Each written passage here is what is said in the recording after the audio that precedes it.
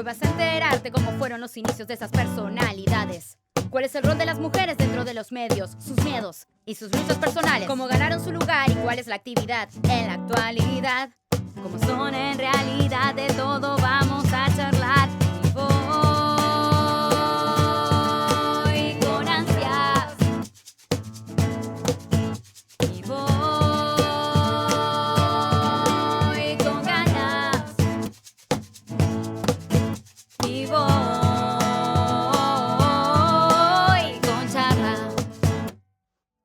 Somos Noelia Kulchau y Mariana Martí, locutoras, actrices y comunicadoras, apasionadas por la comunicación en todas sus formas. Por eso, queremos conocer mejor a sus protagonistas. Gabriela Borrelli es profesora de literatura y locutora nacional. Desarrolló su profesión en diferentes medios de comunicación, siempre ligada a la poesía, la literatura y la cultura. Nos invitó a su espacio de trabajo y conversamos sobre sus comienzos, de los talleres de lectura y poesía que ella dicta, de su último libro y del feminismo en su vida. Bienvenida. Gracias. Bienvenida. Muchas gracias. Bueno, contanos cómo nació tu vocación, tus ganas de estar en los medios, por dónde empezó, por locución o por periodismo. Por la literatura, en realidad. Bueno, sí, como siempre, viste que hay como esas niñas que ya se sabe, que conducen los actos de colegio, que tienen como cierta predisposición social, ¿no? No sé si específicamente de comunicación, pero yo siempre fui una niña muy social, de conducir cosas, pero también en la secundaria me empezó como a agarrar cierta pasión por la literatura, sobre todo, ¿no? Pero sobre todo por la difusión de la literatura. Y empecé a estudiar letras y locución en el ISER. Yo nunca estudié periodismo, estudié letras. Empecé a estudiar letras y sí, estudié periodismo en la Universidad de Madres, pero en un tiempo muy corto. Empecé como a tener como las dos cosas juntas, ¿no? Siempre las sentí unidas, leer y comunicar lo que leo. Nunca tuve no era una lectora para escribir, sino que siempre me interesó compartir lo que leía. Incluso en la facultad, las primeras experiencias que tuve en la facultad, teníamos grupos de lectura, se llamaba Lejos de Esteves, que era un taller de lectura que teníamos entre los compañeros, un club de lectura. Siempre me interesó la idea colectiva de la literatura y siempre, bueno, siempre como mi búsqueda, incluso en el ISER, cuando estudiaba locución, era esa, ¿no? Era la literatura comunicada. Bien. ¿Y los comienzos en los medios, cuáles fueron esos primeros pasos? Bueno, tuve un programa, no sé, tenía un programa que se llamaba cuando tenía 15 años, porque también siempre militando, nunca inmilitando, estaba en el Club de Leones de Esteban Echeverría, y ahí teníamos un programa que se llamaba, también, siempre militando y con Fito Páez, que se llamaba Yo vengo a ofrecer mi corazón. Y al año siguiente el ciclo llamó ¿Quién dijo que todo está perdido? Y éramos compañeros de tercer y 15 y 16, de cuarto y quinto años en FM Model, que juntábamos, el Club de Leones nos daba la plata y juntábamos la plata para pagar el espacio. Bueno, pues yo creo que la verdad que merece FM Model que diga esto. Pero bueno, no, después fueron literarios mi comienzo en los medios, porque yo empecé a tener un programa en Radio Nacional, que era el 2004, que fueron sobre los 400 años de Don Quijote. Llevé el proyecto a FM Clásica sobre música barroca, o sea que mis primeros proyectos radiales fueron literarios. O sea, que siempre tuviste en claro, te armaste tu personalidad en los medios, tu personalidad profesional, digamos, siempre tuviste en claro porque siempre venía de la mano de la literatura. Sí, yo no tenía, siempre tenía en claro eso, y también siempre del feminismo, ¿no? Nunca escondí que era feminista, ¿no? Digo, esconder porque siempre había otras posibilidades de trabajo que tenían que ver, no era lo mismo decir que era feminista ahora que decirlo en el 2004 o en el 2005. Cuando yo ya militaba en el feminismo y también no estaba, en las locutoras para conseguir trabajo de locutoras siempre tenían que fingir algo que no eran. Yo perdí varias oportunidades de laburo. Así.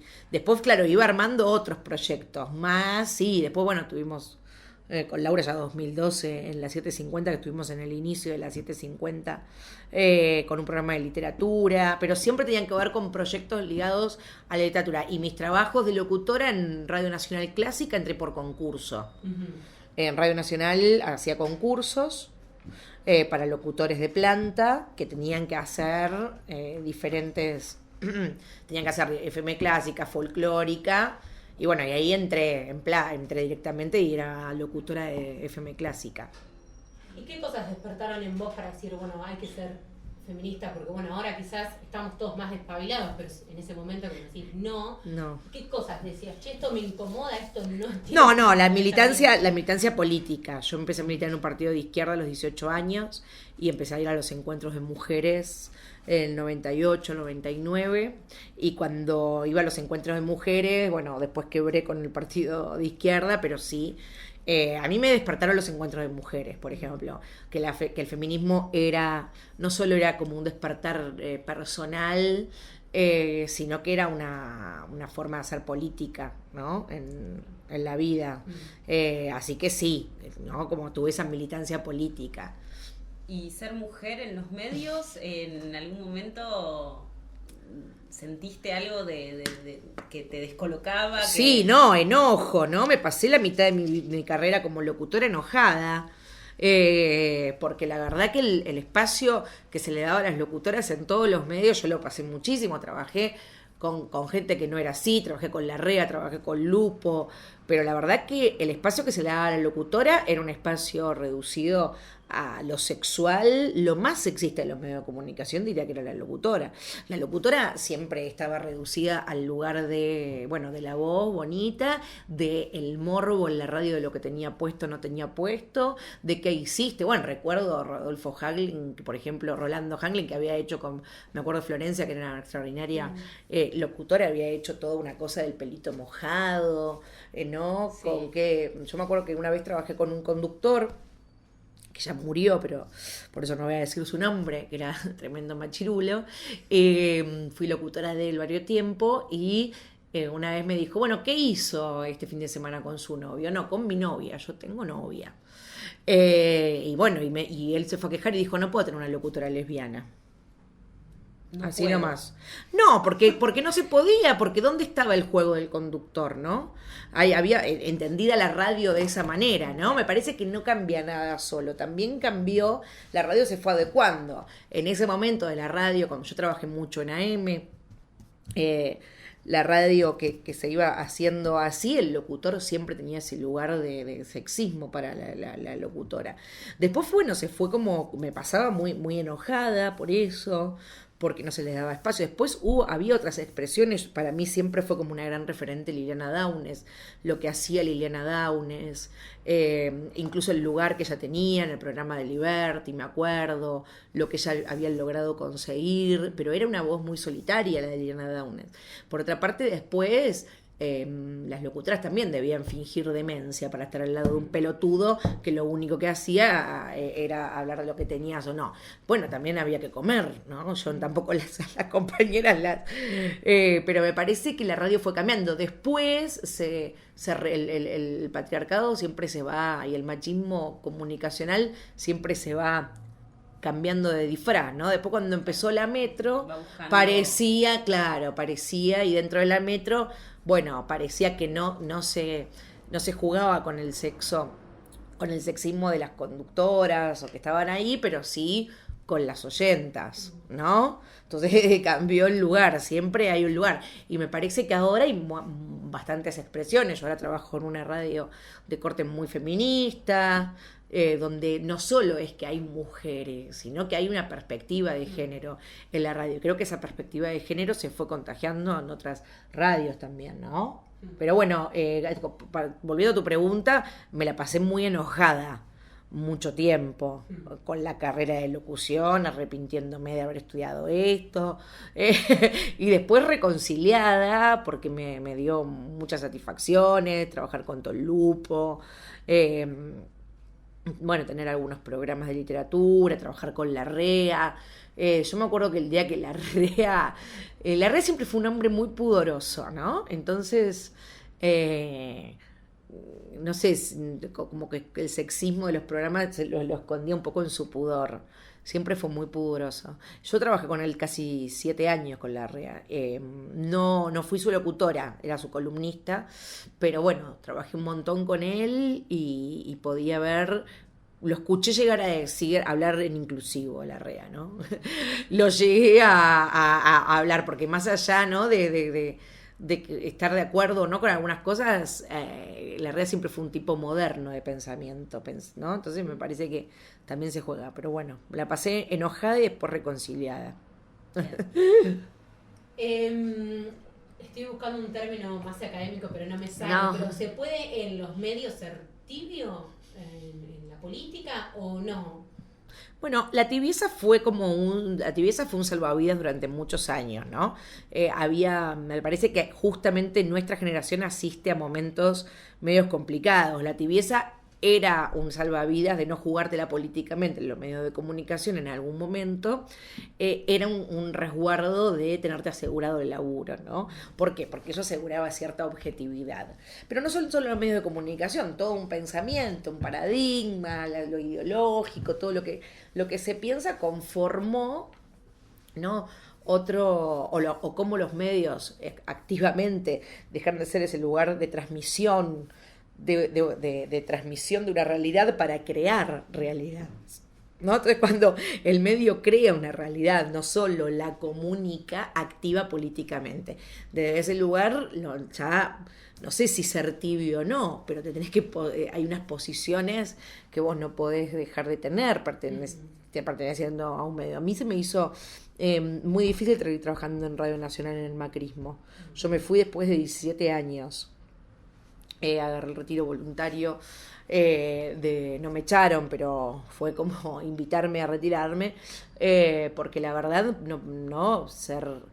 veía ese vaciamiento, no había lugar ya para lo que yo quería decir, no tenía lugares como de expresión de lo que yo había hecho 16 años en ese lugar.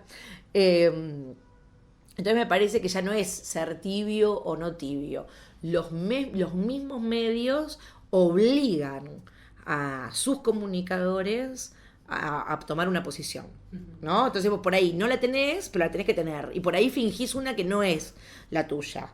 Pero eso no tiene que ver con tibieza, no, tiene que ver también con un modo de supervivencia. Pero los medios ya están posicionados con una visión del mundo.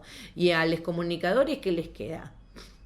Bueno, plegarse. No sé, es un momento muy, pero yo no cargaría las tintas sobre las decisiones personales de los comunicadores, sino en el lugar que están inscriptos y desde el lugar que están, desde el medio en el que trabajan, qué hacen ahí. Claro. Porque no son una isla, yo me hago la loca y hago lo que quiero si estoy trabajando, no sé, para el obispado.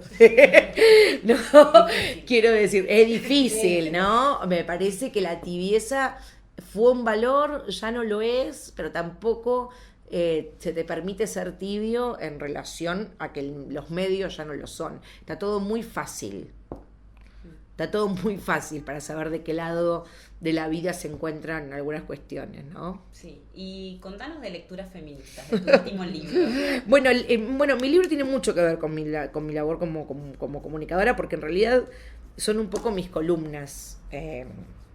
Mis columnas en la radio, lo que yo hacía, bueno, hablando de literatura feminista, bueno, en Radio Nacional Rock, que tenía esas columnas que hacía sobre literatura feminista, y bueno, y después fue como reunir todo eso en un manual, un libro de combate, ¿no? Un libro de batalla para que responda qué es el feminismo o qué puedo hablar para ser feminista, se les dé este libro, que para nada es un libro académico, es un libro donde, bueno, yo como lectora y militante comparto algunas lecturas. Por eso de cada autora yo doy un cachitín, ¿no? Hay un recorrido lector, pero después es un libro para todas las que me respondían, quiero ser feminista, ¿qué leo?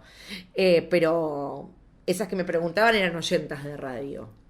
Entonces sí, es un libro que está conectado como mi labor. Además es una editorial de una radio, es la editorial de Futurock, entonces me gustó pensarlo así. Bueno, el segundo libro de la editorial, que es Botiquín, también, ¿no? Es un libro que se desprende de lo radial. A mí me encanta eso, porque me parece que reactiva a la radio y también reactiva el libro. Dos soportes que les declararon la muerte 20 veces, ¿viste? Siempre se dice que se acaban los libros, que se acaba la radio. Bueno, no se acaba nada. Es más probable que se acabe la televisión antes que la radio.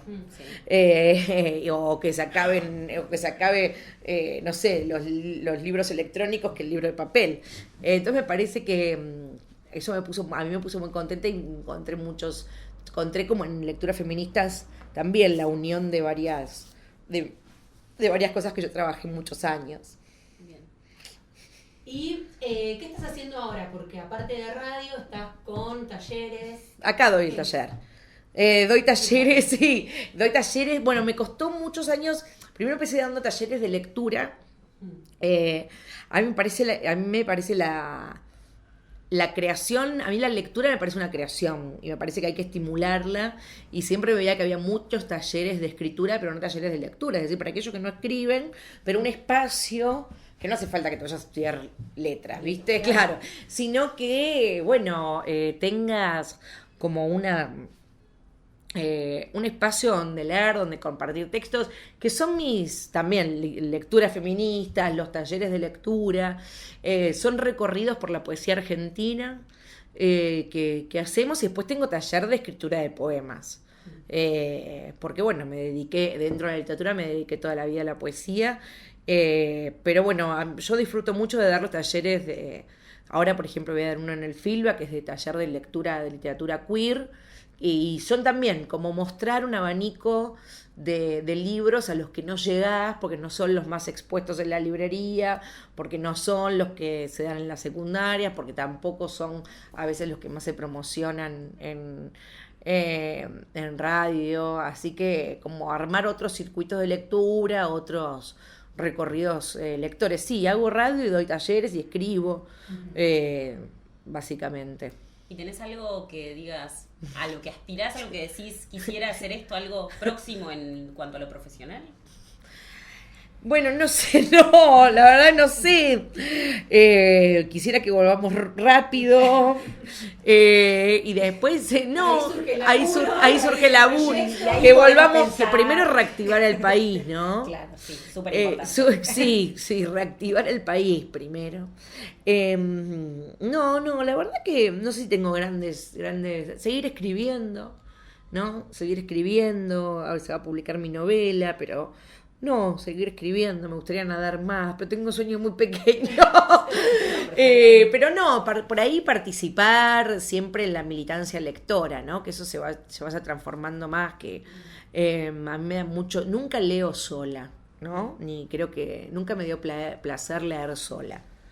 Es decir, yo leo algo y tengo una necesidad de compartirlo, porque si no, ese onanismo nunca me dio placer, y descubrí que me da mucho más placer compartir lo que leo. Entonces todo lo que tenga que ver con espectáculos, organización de festivales, todo lo que tenga que ver con la difusión de la lectura siempre es algo que me interesa mucho, que sería siempre un gran desprendimiento de lo que hago en la radio, ¿no? Claro. Y hay una frase que leí, que vos comentaste, que me pareció muy interesante, que tiene que ver con esto, un poco lo que acabas de decir, ¿no? La relación que hay entre el leer y escribir, que sí o sí tienen que ir de la mano. Sí, para mí tanto la lectura como la escritura son dos actos creativos, y pareciera que en esta sociedad vale más el que escribe que el que lee, pero para mí es tan importante leer un libro como escribirlo. Es decir, se necesitan el mismo nivel creador, porque todo el dominó de desencadenantes, no solamente por esta cosa de que el libro no existe sin quien lo lee, sino algo mucho más profundo, ¿no? Hay muchos libros en el mundo, casi incontables. Cortázar decía la melancolía de una biblioteca tan grande para una vida tan corta. Es decir, nadie leyó los libros que hay en todo el mundo. Por eso escribir un libro es más fácil que leer, en el sentido de, escribo, estoy yo con mi lengua y escribo un libro. Pero el recorrido lector, las personas, yo admiro mucho a las personas que son muy lectoras y que me traen autores y que me dicen, ay, mira, este autor, busca por acá, descubrí este autor. Me parece que ahí hay una creación inmaterial. De que el que te recomienda un autor, el que lee, el que descubre, el que se va a una librería a buscar un libro, me parece, bueno, ahora lo busca por Mercado Libre, pero que hace una búsqueda buscando el libro, me parece que ahí hay una creación, en la lectura hay una creación, y también no hay para mí fomento de la lectura sin el orgullo lector, ¿no? Para mí hay que estar tan orgulloso de leer un libro como de escribirlo. Por ahí a veces se nos ha enseñado con esta cultura de que escribir es más importante, lees un libro y decís, ay, qué genial este tipo o esta tipa, yo nunca voy a poder escribir una cosa así. Y nunca pensás, ay, qué maravillosa que soy, mirá el libro que me acabo de comer y lo entendí, y establecí relaciones, no solo lo entendí, establecí relaciones, me va a quedar para la vida, me va a ayudar a leer otras cosas. Ahí hay una creación, y me parece que el orgullo lector es lo principal para comentar, no solamente decir que leer está bien. No sé si leer está bien o está mal. A mí me ha traído mucha felicidad. A gente que conozco la ha acompañado mucho. Y le ha traído también felicidad, bienestar, le aplaca el espíritu. No sé qué es lo que hace la literatura y si hace bien o mal. Lo que sí sé es que el que lee crea algo, igual que el que escribe. Y para cerrar, teniendo en cuenta que el podcast está dirigido también a estudiantes, a gente que está empezando, en los medios y demás, desde tu camino recorrido, ¿qué consejos darías a alguien que está empezando? Bueno, mi consejo es, nunca ocultar quiénes somos, ¿no? Es decir, nunca ocultar quiénes somos ni ocultar la pasión, ¿no? La pasión siempre es una gran... Ver a alguien apasionado en un medio de comunicación ya transmite una pasión, ¿no? Entonces, confiar en las pasiones. Sobre todo las comunicadoras mujeres, que siempre están acostumbradas a fingir algo o piensan que para estar en televisión, por ejemplo, tienen que bajar 5 kilos en vez de mostrarse tal cual como son, ¿no? Yo recuerdo que a mí 2 veces me salí de 2 castings para hacer tele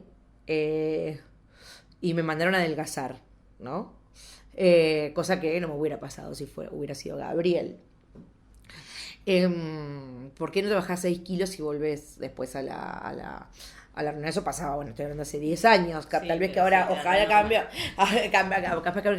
pero me parece que en vez de pactar con eso que ofrece, con eso que ofrece por ahí el medio, en radio pueden pasar otras cuestiones, confiar en las propias pasiones, profundizarlas y mostrarlas, y siempre estar orgullosa, ¿no? El orgullo, eso también lo traigo mucho de la militancia LGTBQ, ¿no? El orgullo es una fuerza política y transformadora, y bueno, estar orgullosos de quienes somos es algo que en los medios de comunicación falta, ¿no? Y no ser nunca policía, porque lo tienen los medios de comunicación, lo que está lleno de yuta civil, diciéndole a la gente lo que tiene que hacer o no tiene que hacer, o plegándose a un discurso. Me parece que comunicar y ser menos yuta siempre es un buen consejo. Para la vida. Para la vida. Pero muchas gracias. No, por favor, a ustedes con charla.